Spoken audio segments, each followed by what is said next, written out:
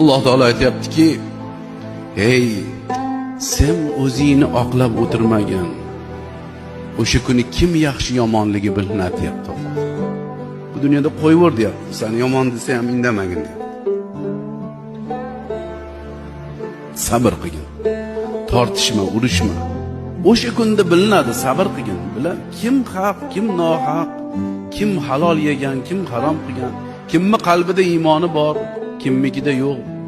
Alimat nafsum ma qaddamat va akharat.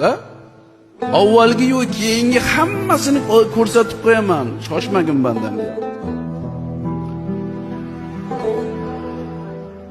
O'zini oqlaveradi. Oqlamang, Allohning oldida ertaga oqlashga harakat qiling o'zingiz.